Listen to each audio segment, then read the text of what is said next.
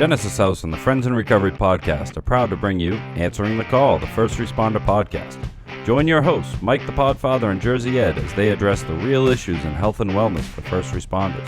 From physical and mental health to relationships and work-life balance, we leave no stone unturned. Answering the Call, the First Responder podcast is available on Facebook, Podbean, iTunes, and YouTube, as well as iHeartRadio. 24 hours a day, 7 days a week. Now, here are your friends in recovery answering the call.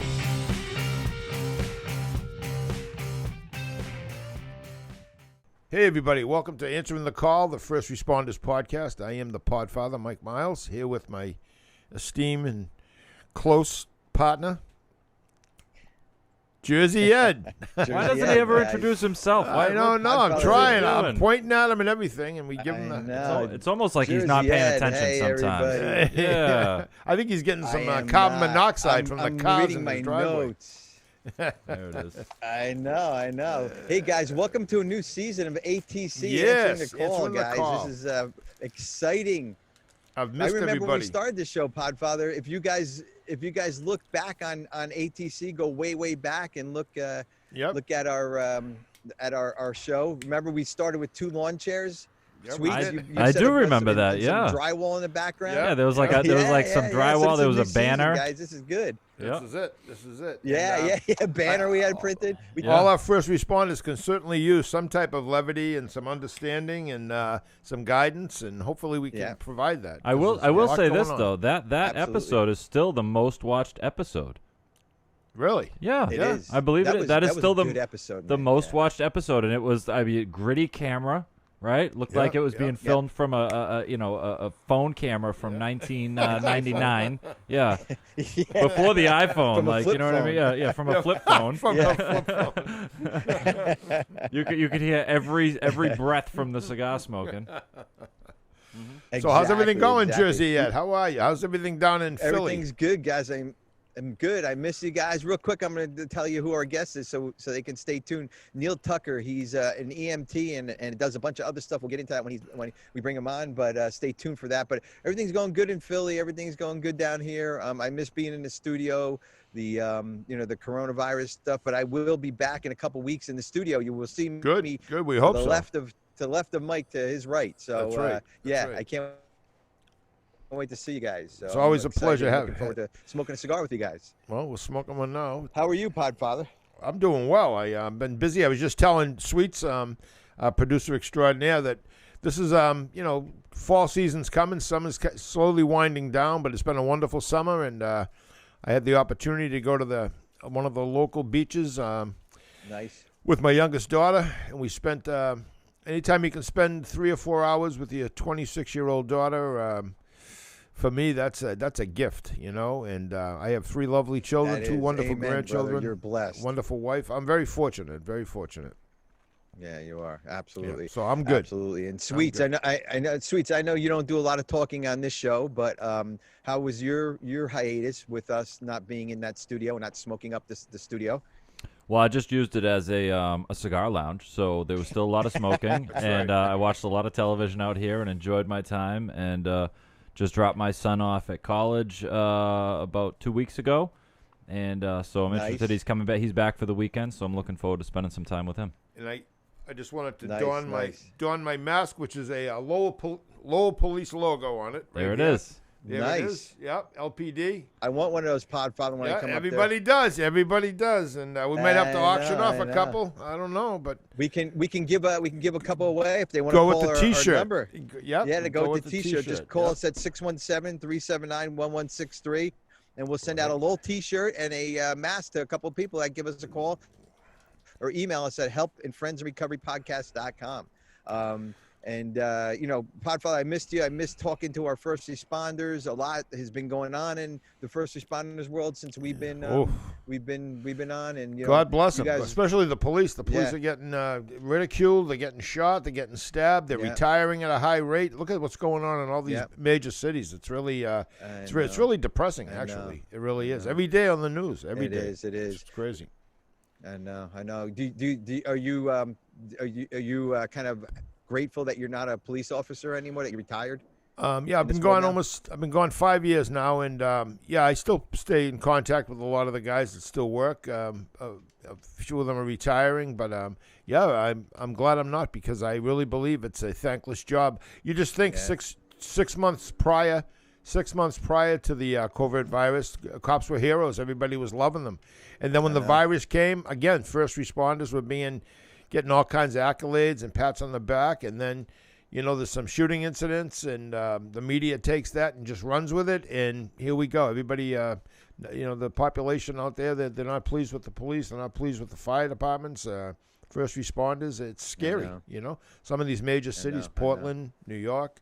Yo, Chicago, good Lord, Chicago. Oh my God, Yeah, it's awful, yeah. awful. Well, you guys know every morning when I get on my knees and thank God for my sobriety and thank God for my life and my kids, the first responders are in my prayers, and yeah, hopefully there's a lot of people out there doing the same. You guys need them, and we need the first responders desperately now more than ever. And hopefully we'll get back to somewhat of a normal society without all the craziness on both sides. On both sides, definitely. So I agree. yeah, it's just insane. So, but so we're back, new season. We got a nice studio. We got everything. It's been. I just had to reminisce real quick. Before when I said about this podcast, because it's coming up on a year of shows we've been doing already. Podfather, I believe next month will be September, October will be For a year answering of the shows. call, yes, for answering the call. Answering the call. Yeah. Answering the call. Absolutely. We have over 2 years of our podcast.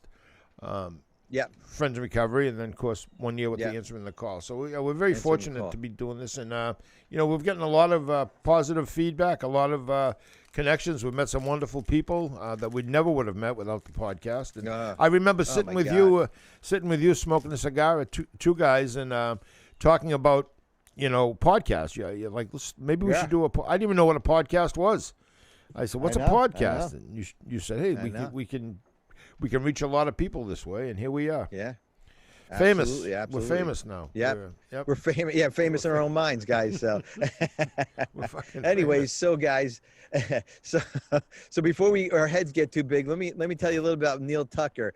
He's M.Ed, EMT, TECC. I'm sure he'll explain all those great letters behind his name. His career spans decades in healthcare, from education to sales trainer to key optimum leader in comprehension therapy, caregiver wellness, healthcare, small business development, and beyond. Neil held academic and leadership position in the career school sector, most recently redeveloping efforts to focus on EMT education and EMT wellness. He is a volunteer EMT with Princeton First Aid and Rescue Squad. When not teaching CPR and First Aid, he is developing a series of online health education, health coaching, and presenting seminars in stress management, Tai Chi, and qigong, if I pronounce that right. Neil and his wife live in Ewing, New Jersey, and have 3 adult children, 2 rescue dogs, and a cat. His educational mission is to teach individuals to be prepared in body, mind, and spirit, ultimately having extraordinary levels of wellness. Neil's personal statement is having a deep understanding of holistic health and how to apply good health education strategies to achieve personal goals and live an extraordinary wellness.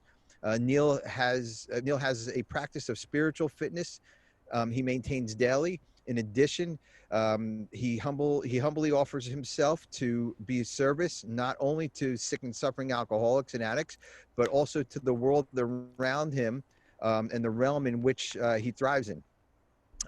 He practices these principles in 24 hours that was given to him every day, and he wants to share his knowledge so that the class participants may achieve extraordinary wellness and success. Wow, Neil, that's pretty good. You're my idol already, and I didn't even talk to you yet. Oh, hey, That's man, amazing.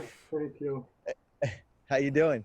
I am fabulous, man. I'm having an excellent day. Hey, Podfather, real quick before we jump in here, I had a sales territory up in New England and missed the region deeply.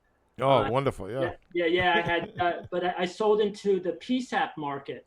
So I had Cambridge and MIT, Sure, and sure. understanding EMS from that dispatch, from that deep behind the scenes, Yes, yes. gave me incredible insight into actually jumping on the back of the ambulance Yeah. when someone's dropping and getting out, and then seeing Busy, how it all busy. works. Yeah, man. Right Yeah. there in Cambridge, all the hospitals. I can see the setting. My youngest daughter is working in Cambridge now, and she went to school right in Boston on Beacon Street, and Nice, gorgeous. just yeah, I'd go visit her, and I would find time just to go visit her because I just love the city. You know, just driving in, and there's so much to see, and it's just a mecca of busy. You know, police, fire, EMS, hospitals everywhere. The most, some of the best hospitals in the world now, right? Yeah, just a little south of you in Duxbury, there's a really like premier dispatch center, PSAP training center, and that it all kind of represents the state of the art. What's happening today, man?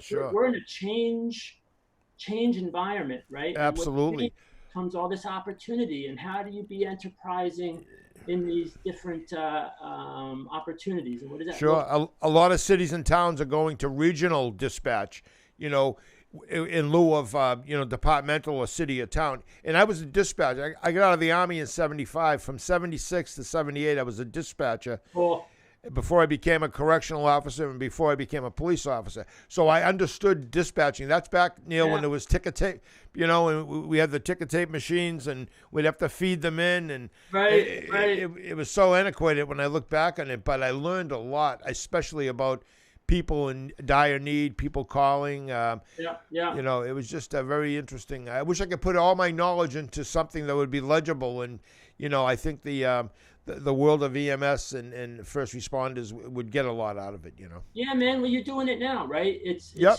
scaffolding our experience and Good bringing point. it Good into, point. into Good what we're point. doing now. And so at the end of the day, all this high tech, super digital stuff is going on from the PSAP to us in the field, and so we have that technology, but it's still humans 100%. with humans, right? That's and, right. and That's right. from the dispatch center, you're communicating to people in the field who are communicating Sure. to patients in the field who are communicating, right? And so that's an important.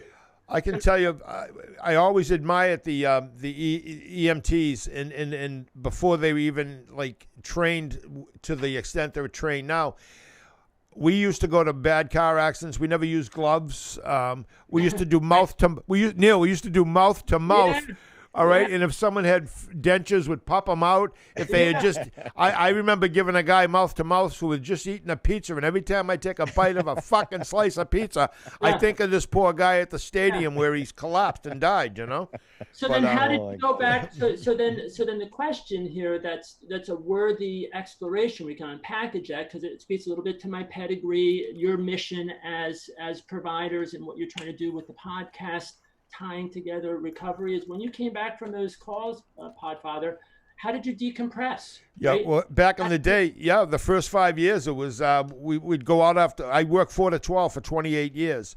I loved that shift. I got so acclimated to it that I would go out after work and right across the street would get cases of beer and would be out till from 12:30 at night. Would be out till 4 or 5 in the morning, pounding down beers, smoking a joint, or whatever, and and then. That's how we did process. The old choir practices. They used to talk about. There's actually a book called The Choir Practice, or The Choir Boys, by Joseph Wambaugh. He was a LAPD. Yeah. And so everybody that I was 24 years old when I came on the department. And Lowell's a pretty good sized city, a very busy city, a very diverse city. All different nationalities and everything. But it was a busy city too. And then. I worked in some busy areas with some wonderful, wonderful men and women, heroes, every one of them. Great cops die, commit suicide, die in a plane crash. I lost a lot of friends, and I just dealt with that before I found sobriety in '86 by drinking and just talking, communication. Right. So no, like there was no real like. Here's a platform, I had to believe that there were people there to catch me, right? And so that's part of what we're setting up is like an EMS safety net, man, know. And for me, that mission has been an evolution from the beginning of my career on. I understand in that pre-hospital setting. I owned a medical specialty company. I was a lymphedema therapist, wound care guy. Right. Always ended up going into the sales training, always onboarding people, always being the person like that's presenting. And so it was a natural. Sure. Came naturally. Yep. Yeah. And then I sold that business. I got rid of it in 2013. That was when the Affordable Care came in. It was electronic health records and the introduction of corporate healthcare. Right. They took over. Yeah. They did. So a bucket list for me was, hey, you know what? I'm going to go back and become an EMT. And I just had this epic journey, right? But it all made sense. Like, all my background in healthcare as a health educator, as a clinician, came forward, and now I'm crystal clear and resolute on my mission. Sure. Working with EMS and providers in recovery, but then you've got that offspring of the family. You've got this whole other thing, because the principles, what we do as a health educator, stress management, wellness, eating well, all that, are really important and can be codified. So.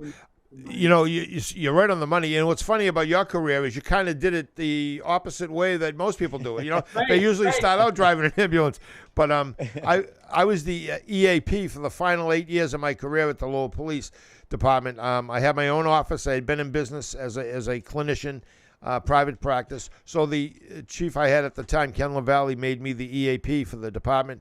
And I just catered to police officers and their needs and their families' needs.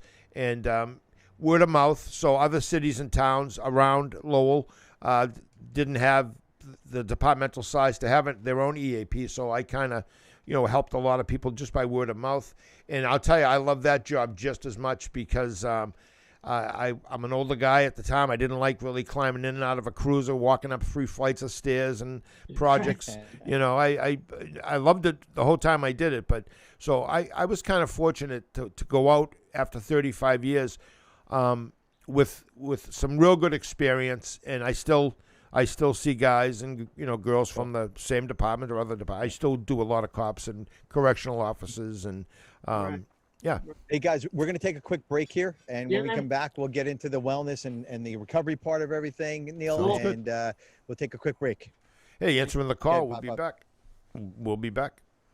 Since 1992, Genesis House has been helping real people heal from addiction on their private recovery campus in beautiful Palm Beach County, Florida.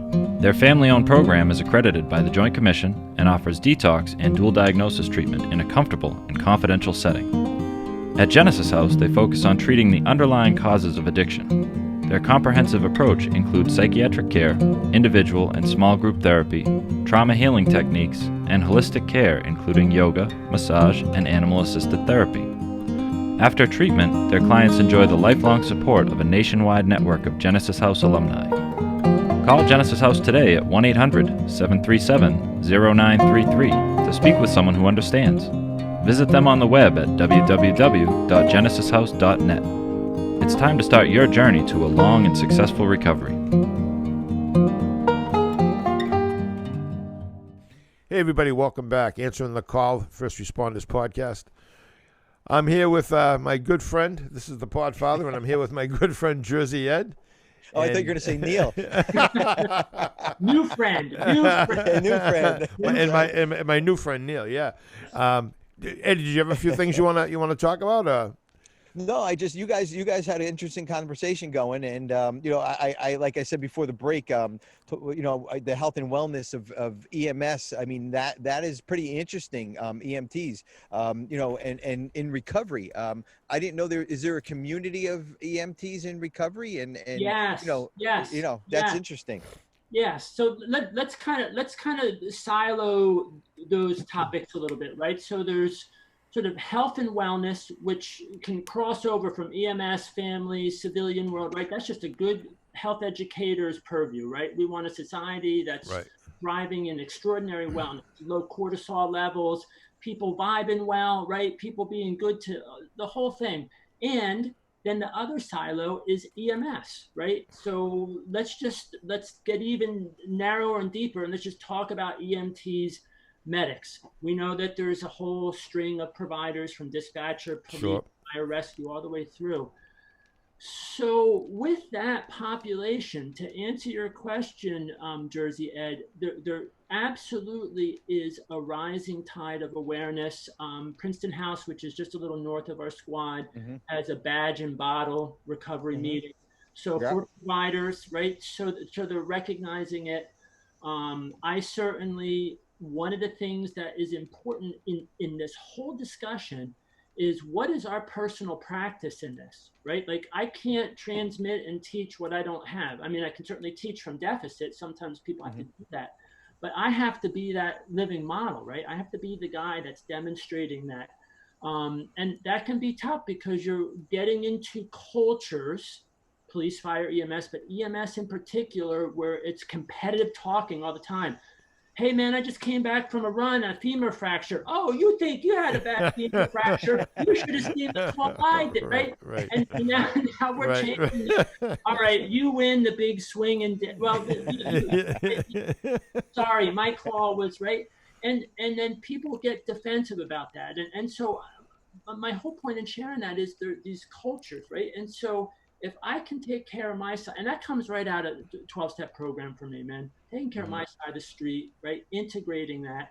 Now, for me personally, with respect to EMS in recovery, I'm on a mission to help change that culture. How many times, especially you, Podfather, tones drop and you hear the frequent flyer and you're already MFing this guy on scene. Hank again. So what, right? And we Right. biased and we stare, and it does happen, right? Absolutely. And you come back from the squad and the comments, and so that's been a cultural change and a cultural mission for me ever since I was in EMS.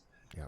And yet that has crossover, right? Does that Absolutely. make sense? Yep. Does that resonate with you? Absolutely. And I think what's important is we're getting educated.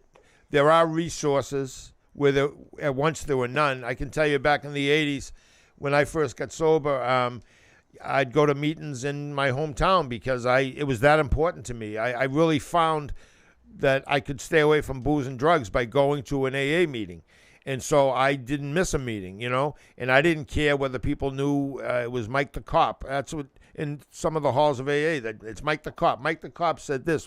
Who's Mike the Cop? Well, that guy. He's a cop? Oh, yeah. Then I'd go on calls, and some guy that I just held his hand saying the Lord's Prayer would be motherfucking me to death.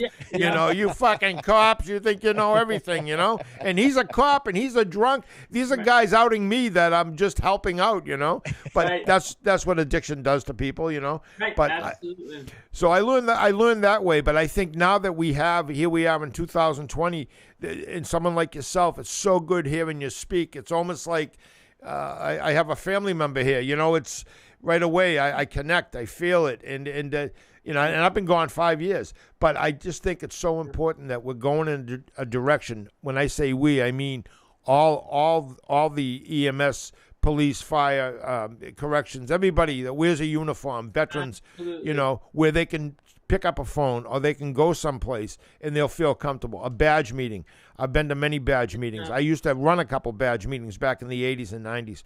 And, they were sparse, but we stayed together. We're still close. Some guys have passed away. I'm 66, so some of those guys were in their 70s or 80s now. Yeah, man. And, so I've seen it come full circle. I've really seen it, a progression. And like I said, when you first started speaking, it was like, oh, I love this guy right away. Yeah, man, thank you. And that's good, right? Because the historical perspective gives us exactly that perspective, right? And we got to look at, where we've grown from, but what's happening now in the world. It's not just problem, reaction, solution.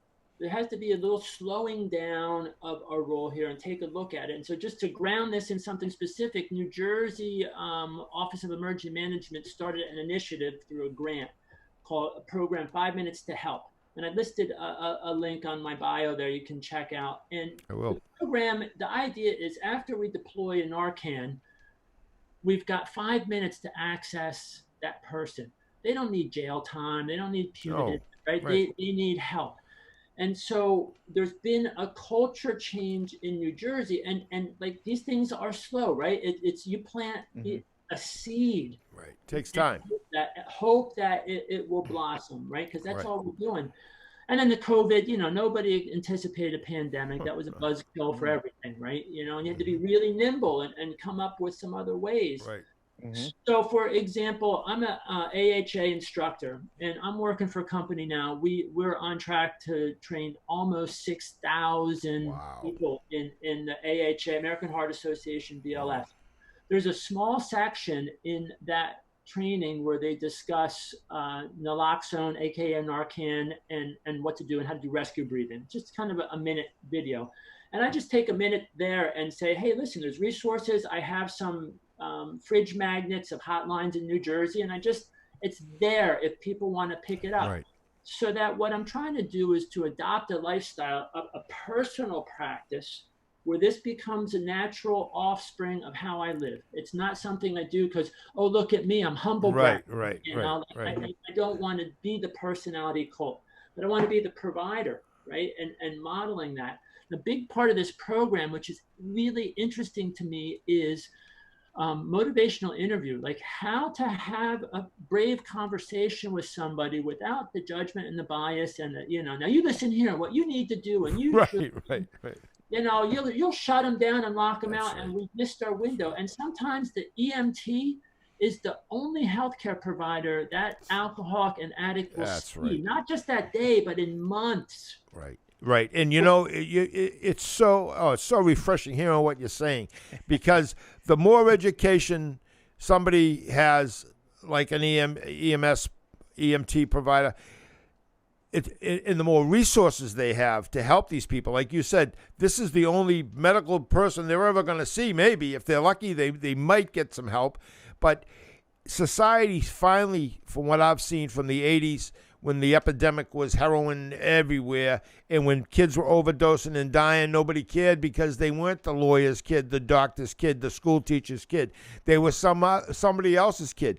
Well, all of a sudden, fentanyl came along up here in Massachusetts and New Hampshire, and everybody and anybody, it was their kid. Because I know, because I got the phone calls. Can you see my kid? Can you help my nephew?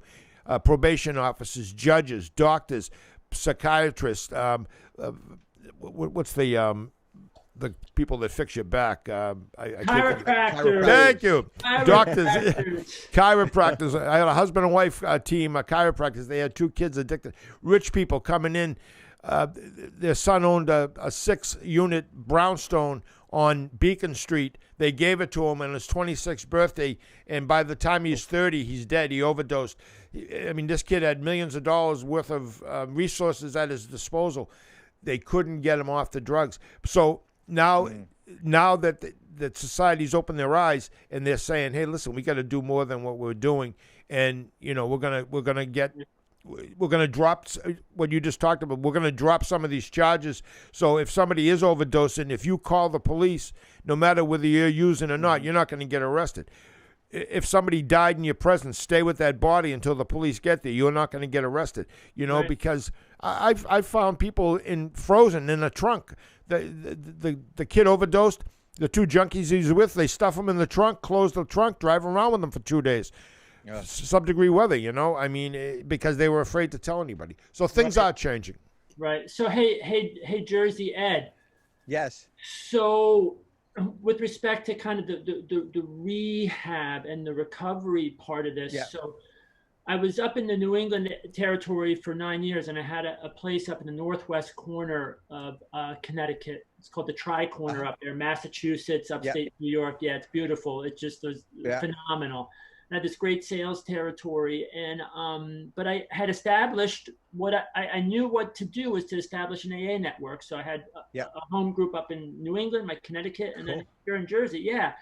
But I got friendly with a lot of the rehab center owners. There's a big rehab center, High Watch up and around. High Watch Farms. Yeah. Yeah, man. Yeah. Good place. Good place. Yeah, man, totally good place. Took meetings there all the time. Cool. And, so a lot of the programs that, I've kind of codified and am initiating through online, and that was in my wheelhouse, was presenting. And I used to present to state psychologists who would, they knew everything about clinical psychology. They knew shit about taking care of themselves. Yeah. Like, exactly. how can you help anybody if you're not helping yourself? So this interface, right, between the principles of rehab and good life recovery, one of the things I saw in changing, because we're kind of talking about this theme of how things change and evolve, was when I first started going up into New England, there were 1 or 2 rehab and sober houses.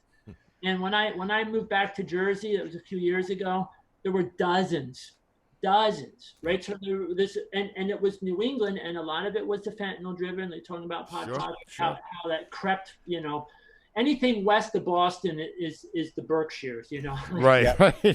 Hey, speaking of the Berkshires, gorgeous place, beautiful man. place. Yeah, But they have some good facilities out there. And Right. a friend of mine who is a police officer, he killed a guy in a drunk driving accident. He had to go do 4 years in jail, and he went out to the Berkshires to get him out of the the mainstream.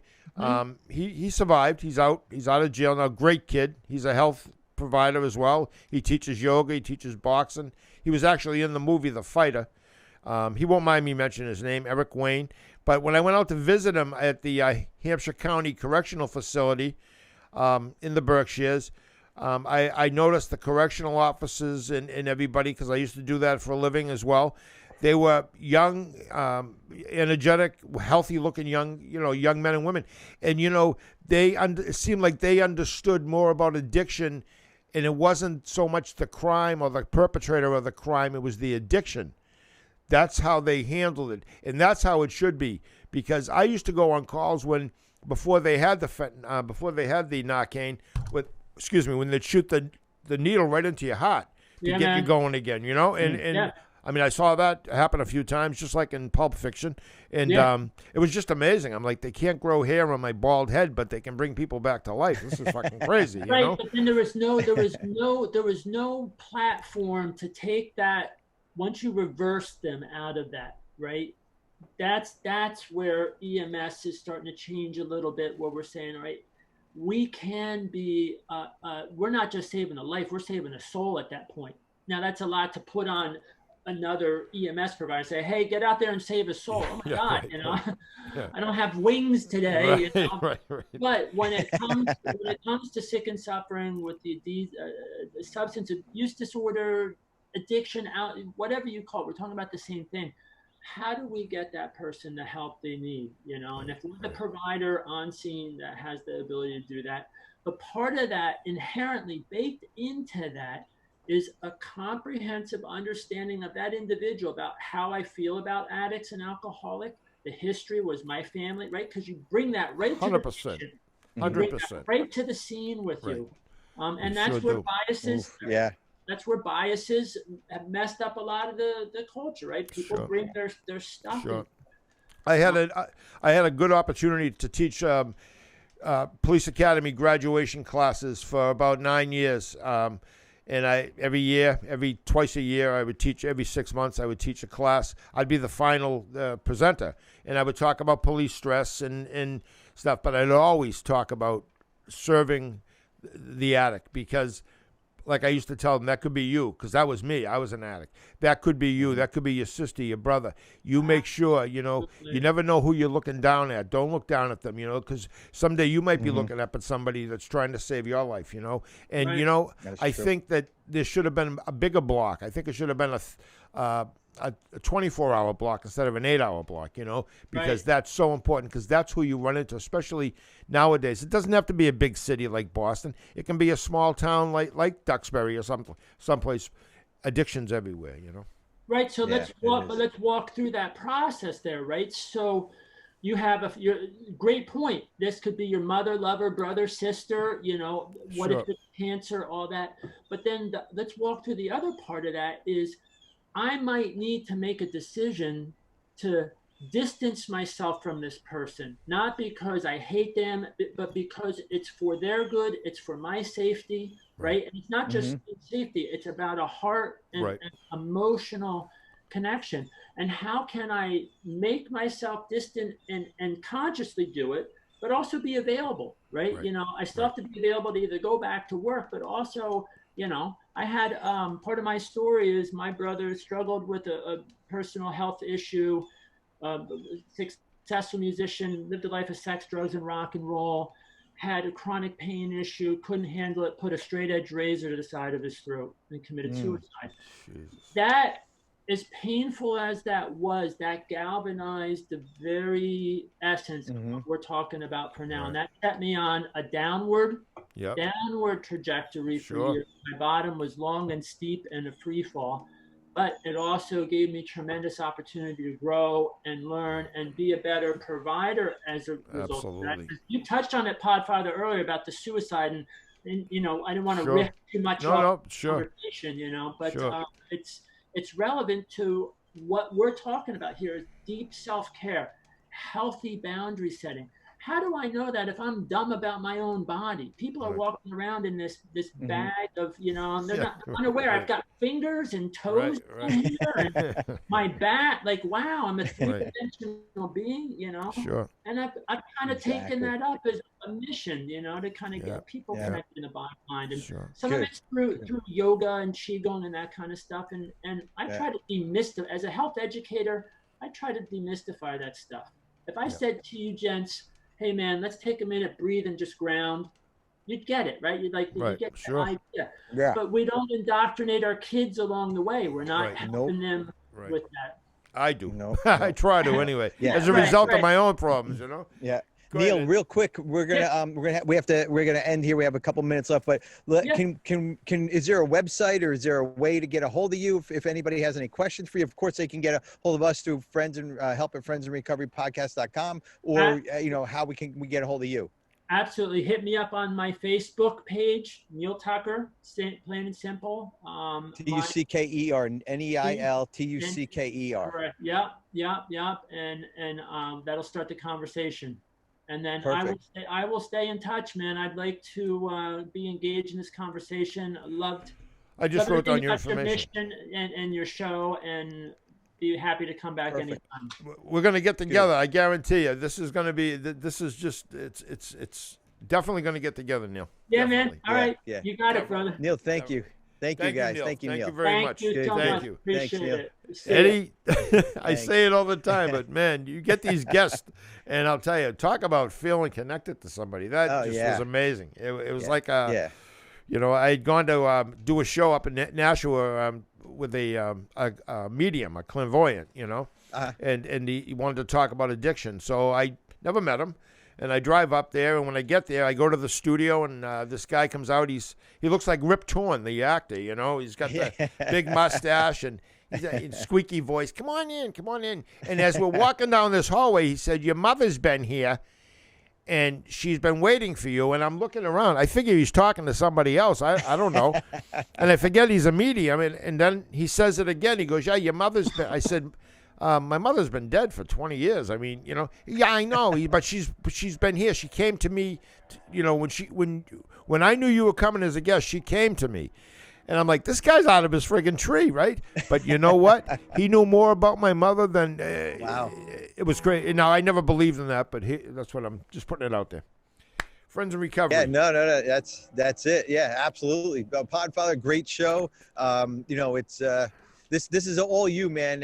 I love listening. I like to sit back and just kind of let you go because this is your wheelhouse. I learn when I'm on this podcast. I know I'm a host, but I'm also a student when I'm on this podcast from our guests and from you, podcast. Well, so thank you. But you bring on a guest like Neil, who right away hits the ground running, and I mean, he has all this knowledge and stuff that just it revs me up. You know, it really does, and I'm sure it revs you up too. Oh yeah, 100%. Well, he will not be. This will not be a one-time wonder with Neil. We will definitely get him back on. Yeah, absolutely. We definitely got to meet Neil. So absolutely. This is it. We're closing out here, huh? Yeah, that's it, Podfather. It's all your show, brother. You run it. All right. I get a charge watching you do all this. I really do. All right. So answering the call, the podcast for first responders, or the First Responders podcast. It's been a while. I forget. That's okay. Stay sober. Stay safe, everybody. Me too. Stay safe, everybody. Stay safe. All right. I'll see you. That concludes this episode of Answering the Call, the First Responder Podcast. Thanks to Genesis House for sponsoring the show and supporting first responders who are struggling with addiction and mental health. Follow us on Facebook for past shows and updates. If you are interested in being a guest on the show, email us at help@friendsandrecoverypodcast.com.